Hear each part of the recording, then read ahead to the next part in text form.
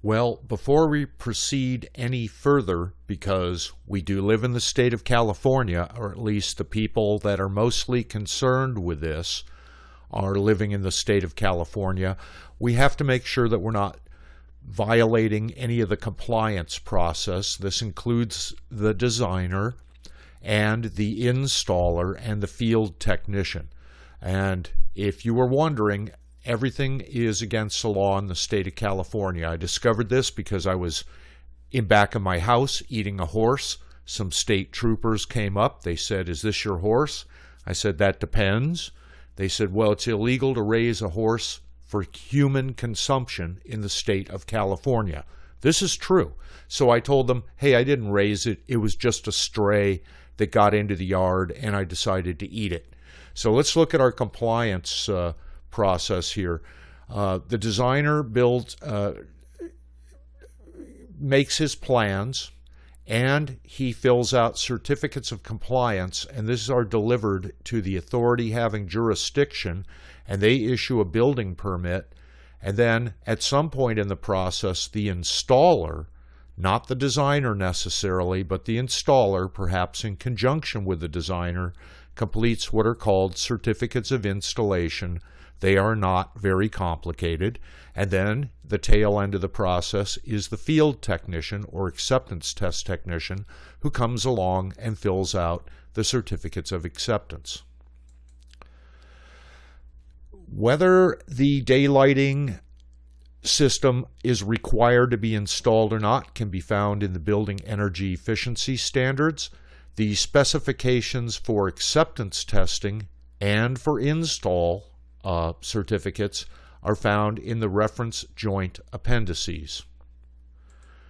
The acceptance test technician is responsible for ensuring that the acceptance testing meets the specifications shown in the reference appendices.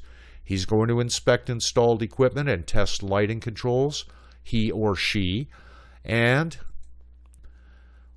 also confirm that these devices meet Title 20 requirements at a minimum, because this is appliance efficiency regulations for everything sold for use in the state of California. The manual purportedly tells you how to do acceptance testing, but it's not well written, and it is not official specifications. It's not the law. But it does have all of our forms in the back, including certificates of compliance the designer fills out, certificates of installation that are signed by the person responsible for the installation and construction of designs and featured and manufactured components, and the acceptance testing certificate is filled out after testing by the field technician. And he is going to be looking at the compliance forms, NRCC, the install forms in NRCI, and the building plans, and he is going to do his testing, or her testing, and fill out the acceptance testing forms. More on that in a section down near the tail end of this course of instruction. Should the designer be compelled to place a daylighting system in an area, he has the option of using an open loop system and switched or stepped output in many cases. He will need to check off NRCC LTI 02E on this first compliance form, NRCC LTI 01E, as being required because he is going to be putting in mandated lighting controls, and they will be listed on this table, and whether they are mandatory on a table on this form as to whether they're mandatory under the code and in fact require acceptance testing. So he will be checking off this first one, required for all submittals. That is in fact this form that you're looking at, and the second one at a minimum, which is I'm going to list the lighting controls that I am installing. On that same first compliance form, We also have a stipulation for an install form. This would be the second install form, number 2 in the inside series, and this says we have a system installed, and it has checkoffs for is the system going to work right? Is it being used as a daylighting system? Is that going to work properly? Check, check, check, check. This should be, this form, when it's filled out, should be signed by the person responsible for the installation of the controls. We'll take a look at that in a second. Here we see a stipulation for acceptance testing on the daylighting system that the designer is putting in, and he needs to specify that on the first certificate of compliance that, oh, I need this acceptance testing form filled out. So let's talk about install forms for a second in case you're not familiar with them.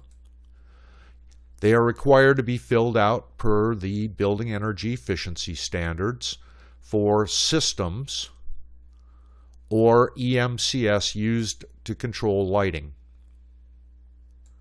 In our case, it's going to be a system because it's a field assembled system of different components. These install forms fit somewhere into the middle of the compliance process. We've got designer here, installer here, field technician here.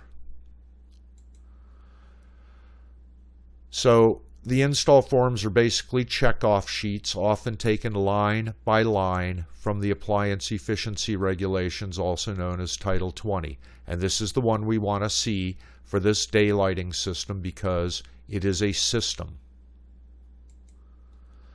Here's your first install form, and this is a table where the designer would, in conjunction with the installer, put down the page numbers on the plans that show the lighting controls, any other compliance forms that are going to shed light on the subject, and perhaps the part number of the manufacturer's instructions and calibration instructions and install instructions that come with the lighting control system.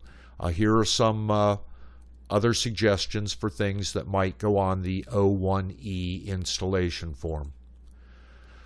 Bear in mind that signing the O1, any of the installation forms might be very well taking into account the work of different people. So the signer needs to verify that the proper things are installed properly, and that it is in fact functional and set up before signing the form. As automatic daylighting controls are a mandatory indoor control in many cases, and they are often systems, they will require the second install form filled out for them. If you are required to have multi-level output in an area, it is, unless you've got some exceptions, you need to look at Table 130.1-A for the multi-level requirements per luminaire technology and wattage. Area controls may not override the daylighting set point. That's an important thing to remember. And here is the second certificate of compliance that shows that we have a mandatory daylighting control in either the primary side-lit or skylit zone or in the secondary side-lit zone. Those are treated somewhat differently. Here is the form that the acceptance test technician will need to fill out. She will have to do her testing and then fill out the form properly. We'll get back to that later. Here is a summary of the most basic daylighting requirements. We will shed more light on this for acceptance testing as we go on. So that is a legal requirement that acceptance testing is performed on automatic daylighting systems that are installed indoors mandatorily.